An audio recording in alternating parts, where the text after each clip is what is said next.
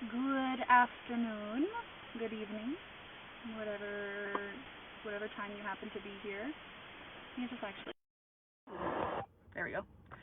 Um, so if you can tell from my location tag, I am not in Prince George. I'm actually on my way to Vancouver to help pack up my grandmother's house, pack up my mom, get her moved out, and just really just like closing off a whole chapter. This is something that I've known was going to happen for quite some time. I think back in July, I was like, November's going to suck. And I just had this like really clear knowing that like October, November, shit was going to go down, and I didn't want any part of it. I was like super resistant. I didn't want to prepare myself. I was super lethargic, like sluggish, mopey, whiny, and just wanted no part. I was like, no, November's going to suck. I don't know how to prepare for that. Which wasn't true. I knew what I needed to do, and the things that I needed to do were just things I didn't want to do. And so this morning, I was journaling, and it's something that I never thought I would be that kind of person. Like, I used to hate journaling, and over the last year, I've just done it as a practice, and now it's a part of my like daily ritual. One of the things that came up was part of why I was resisting preparing myself for the month of November, getting myself ready for all of the shit that's about to go down, was because I wanted to use it as a scapegoat. Okay, so I'm going to be really blunt and honest here. By me not being responsible for myself, when the shit goes down, I get to go, oh, all of the things are wrong, and it's complicated, and it's so hard to do the things I need to for my life because look at my circumstances. And so there was a part of me that was already planning on using this month as an excuse to not take care of me. I know, it's gross. And so I kind of sat with that. I was like, okay, well, now that I know that I'm doing that, right? Now that I know that there's a part of me that's like, yeah, we're just going to skip all of the things that are important to taking care of us so we can use all of this month as an excuse. Now that I'm aware of that piece of me, the next kind of thing for me to look at is to be like, okay, well, what are the things I'm not doing? And so this morning I actually had a client message me about, her practices and how she feels about them. And I was like, you know what, maybe it's time for me to look at that, like my practices. And so some of the things that people know is, so I journal in the morning, but I also have practices like sex bomb and lube. And then I also, eating breakfast is a practice for me. It's not something I'm naturally good at. I skip over it all the time. And so I kind of listed out all the different practices that I have that are ritualistic in nature, right? So it's a morning ritual, it's an evening ritual, whatever the case is. And what I noticed was that each ritual that I have serves an aspect of me, okay? So for example, the journaling serves the neurotic part of me, because when I journal, it's just a brain dump. It's like whatever thoughts come through, I just write it down. There's no stories, there's no narratives, there's no like line to follow. It's just a brain dump in the morning. And so the neurotic part of me, the one that's like constantly going like rabbit speed, that one gets served there. Sex bomb and lube, the part of me that gets served is like the sultry seductress. She gets taken care of there. Her needs get met there. Working with my hands, so things like baking, coloring, even writing poetry, like a lot of that is to do with my inner child. Those types of practices, this is coloring, there we go.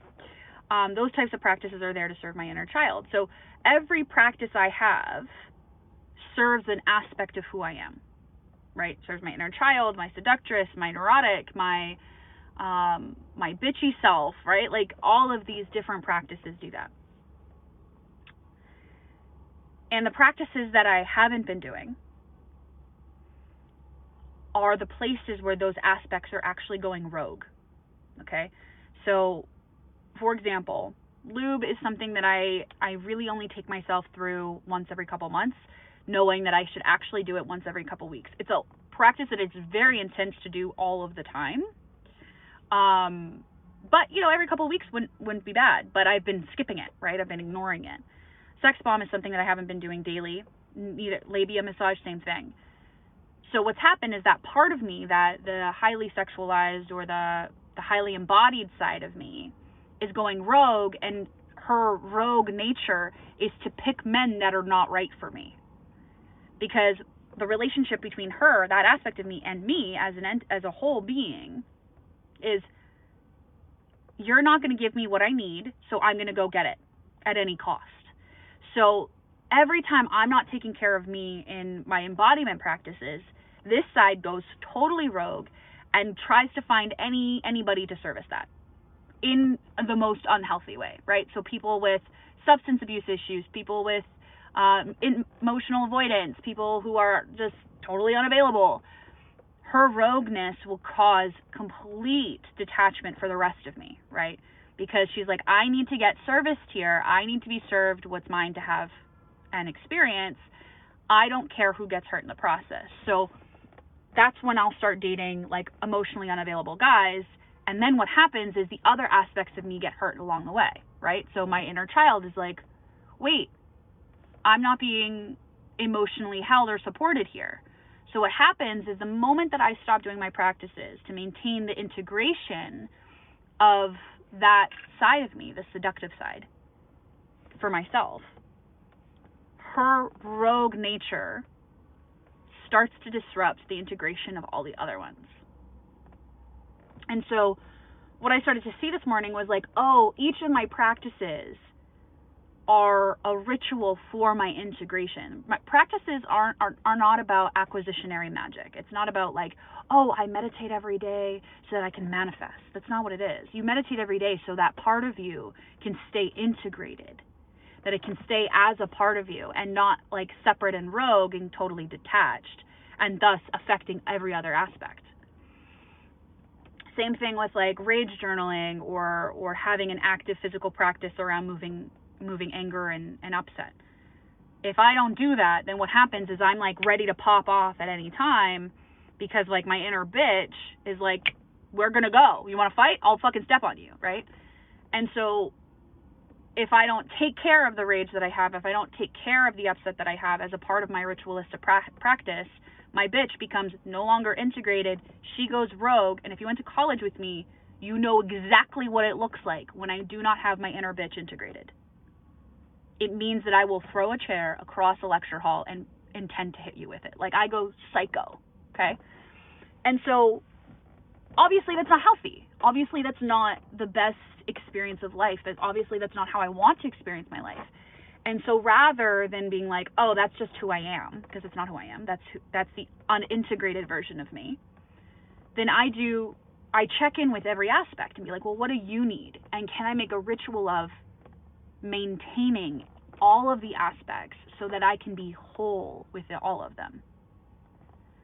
Okay? It's something that I posted this morning of like, practices are just a ritual to maintain.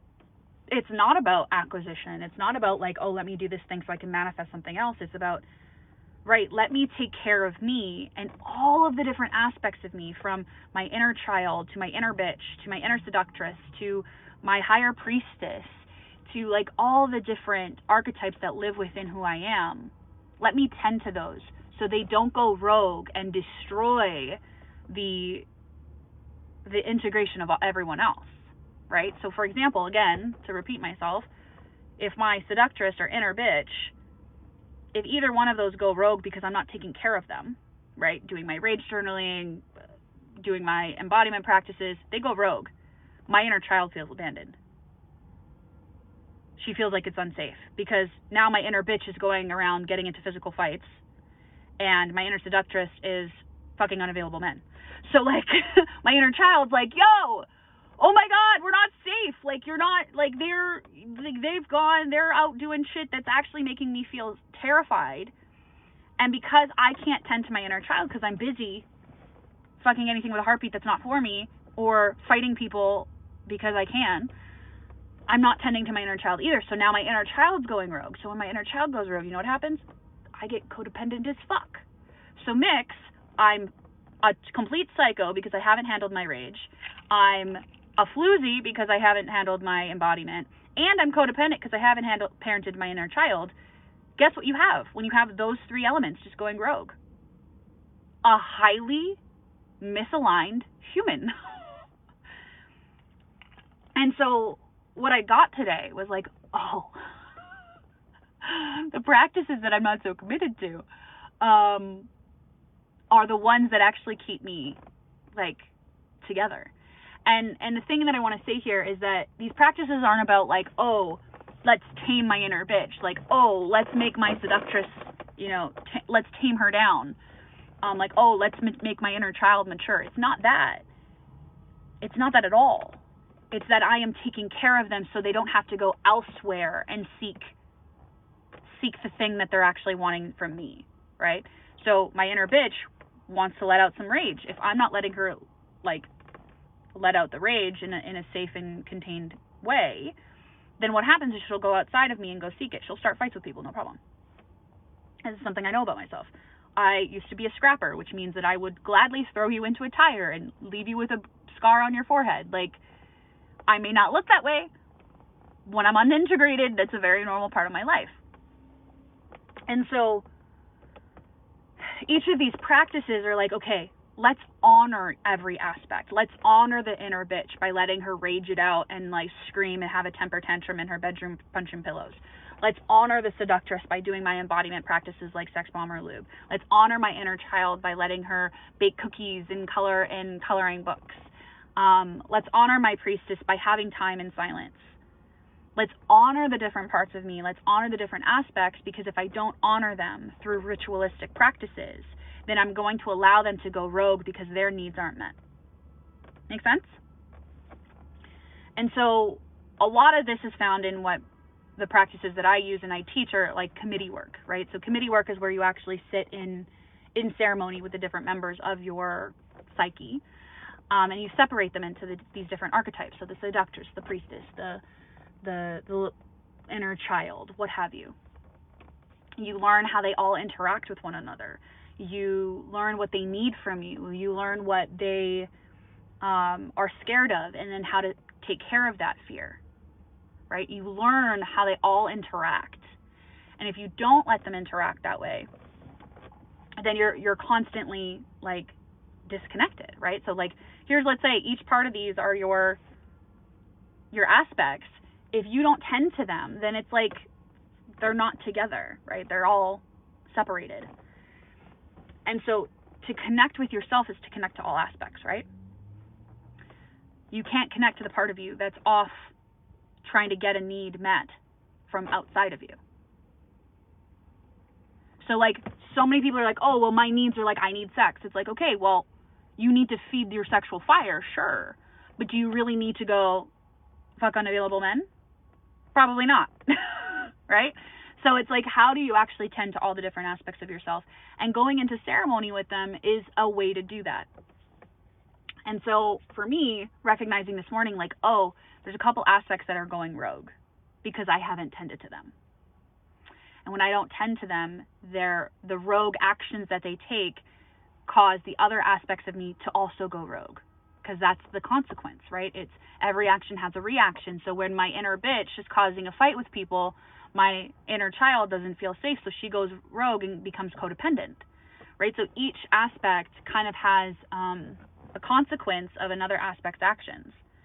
And so if I'm really taking care of myself, if I'm really going to be responsible, I'm not going to do my practices from a mental way, right? So this is kind of where habits and routines are not something I preach, because habits and routines means you can go on autopilot and just do those things, and you don't think about them, you don't relate to them as important, because you actually don't feel and revere their impact on your life, right? So if you don't revere the impact of brushing your teeth, then you could just not care about brushing your teeth, or be totally detached when you are brushing your teeth that you don't do a good enough job, right? But when you actually have reverence for the practices as a ritual of maintaining your integration of all aspects of yourself, things start to feel more connected. They feel more magical. They feel more real because they are, right? So me journaling about my everyday, that's probably the most maintained part of me. And there's still been days where I skip, and the days that I've skipped journaling, I can feel the impact. I can feel it so viscerally in my body where I'm like, fuck! Like, I know I caused this because I didn't get the energy out in this morning, right? Singing in the morning is also a part of maintaining my neurotic side. It's about getting the energy flushed out of my body so I could start like with really clean energy. So when I don't do those things, psycho, right?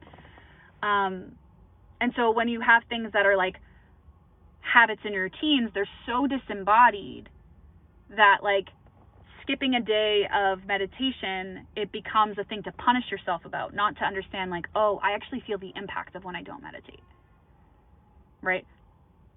Habits and routines become a checklist, not a part of your lived embodiment. It's like, oh, did I brush my teeth this morning? Oh, did I meditate this morning? You now need a checklist, something outside of you to know that you've done it. When it comes to ritualistic practices that maintain your integration of all aspects of yourself, I don't need a checklist to know what I've done and not done, because I can feel it. I can feel the impact in my own body if I just like slow down enough to notice it. Not doing sex bomb or lube, I literally have zero standards when it comes to dating. And I am like looking around, I'm like, I don't want any of these guys, but they're looking pretty fucking fly because I'm not taking care of my actual sexual hunger for myself first. And this was something I mentioned months ago, where it's like before every date, I always masturbate because that makes sure that I'm not going in because I'm hungry and having sex with this guy I don't really want to have sex with, but I just want to have sex. So therefore, he's like the closest thing, right? I'm going in clean. So then when I'm choosing to have sex with him, it's because I actually want to have sex with him, not because I want to have sex, right? I haven't done that. Months. I've gone on several dates, and I haven't done that. And I was like, oh, fuck. Like, these guys were looking so good. It's because I wasn't taking care of myself, right? So I could see where that addictive side of me comes in because I wasn't taking care of the thing that actually needed to be taken care of for myself. And so I can feel the impact. I know the consequence of that action. Like, yeah, I could go have sex and that's great. But like, there's a part of me that gets disconnected in that process. The part of me that wants to have connected, safe, relational, deep, slow kind of sex. Not the one who's just like, I'll take anything, you know? Same thing with the raging one. Like my inner bitch, it's like if she's gonna rage, she'll pick a fight with fucking anybody. Over fucking nothing. All the time. And so if I'm not letting her rage for just like letting her rage, she'll pick the most inconvenient thing and fuck me over in ways that's like, you really did not plan this out. And so the difference between a ritualistic practice is that you really do feel the impact of what you haven't maintained to be integrated. And so the work isn't to like beat yourself up. It's like, oh, right, I need to bring that bitch in. Like I need to reintegrate her and really not punish it, but see like, oh, she's hungry. I need to feed her. Because she's going to get what she needs to get. And she'll either do it through stepping on everybody to get there, or she'll do it through, if it's my inner child, she'll do it on pulling on people to get what she needs. Instead of me being like, whoa, hold on, let's stop looking out there, out in the world. I'll take care of you, me, Stefania. I will take care of all aspects of me by taking care of my ritualistic practices, because if I don't, I know what the fuck you guys will do, and that's actually not in highest service to all aspects. It's like you actually start to see the individualistic valuation in each aspect, right? The sexual one just wants her sex, so she's going to do it at any cost. The rageful one is going to do it. She's going to pick fights at any cost. The inner child is going to become codependent at any cost. And so aren't thinking about all aspects. That's up to us as a whole being. How can I make sure that my sexual needs are fulfilled, that my raging needs are fulfilled, that my inner child's needs are fulfilled simultaneously, tangentially, all at the same time? That's up to me to figure out. And so if I'm not doing those practices, I'm not actually doing that, right? I'm not maintaining all aspects. I'm letting them go rogue. And so, you know, when I'm working with disenchantment, that is kind of the process. To be disenchanted is to be like totally disconnected from self, and to be connected to self is to be connected to all aspects. Is to know what parts of you need different things, and how to never sacrifice one part of you for another. I don't actually think I have to sacrifice my inner child to get my sex needs met. It's like not a thing. Is my inner child involved in my sexual needs? Absolutely not, because it's inappropriate. But I'm not going to hurt my inner child just to get my sexual needs met. See what I'm saying? Does this make sense? And so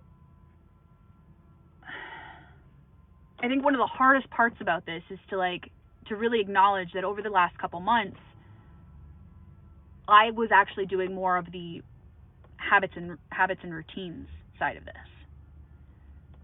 where it was like, the habit is get up, have a glass of coffee, journal, brain dump. But I wasn't sitting with the intentionality or the reverence for those practices and what they were actually serving.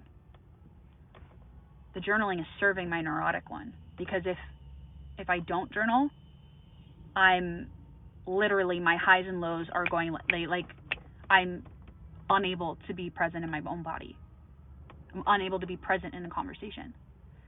And so if I don't journal and I'm doing it from a place of routine and habit, I'm disconnected to like what it's actually doing. And I think that's the difference, right? Just because you have a habit doesn't actually mean it's useful. It doesn't actually mean it's serving you to keep you integrated. Me eating breakfast, not something I've been doing. So when I do eat breakfast, it is what part of me is being served here. And often things like breakfast, it's like, oh, that's actually serving all of them. Right? I might add an adaptogen to my coffee, and it's like, oh, that's serving my seductress. She wanted to feel a little frisky today, right? Like, I might throw in a moon juice in there. But, like, that's what I think that's what I kind of want to leave you guys with, is, like, start to look at the things that you're doing every day as a ritualistic practice to serve your integration for all aspects of yourself. And if this is something you're like, I don't know the different aspects of myself, and I don't know what they need or want, I am offering like kind of one-on-one sessions for me to hone in on one of my crafts, and aspecting with your committee members is one of them. And so if that's something that you want to experience, send me a message. We can get you scheduled in. And this is like the only experience of like not working with me one-on-one for 6 months that I'm offering this. So just send me a message and just say, hey, I want to talk about aspecting with my committee, aspecting with the different aspects of myself. Because I think it is important for you to be able to break it out and understand, like, what is it that I'm doing every day to keep me integrated? What am I doing every day that is maintaining my wholeness, that is honoring the whole spectrum of who I am as a person? Does that make sense? I hope so. I'm going to leave you guys there because I have got to go into Starbucks, grab myself an espresso, and head out for another 7 hours on the highway. But I would love to know what you're leaving this particular video with. And yeah, feel free to send me a message if you want to try out one of those one-on-one sessions so I can hone in on this exercise. Is there anything else? I don't think so. I don't think there's anything else. Not today anyways. Yeah. Okay. Talk to you later. Bye.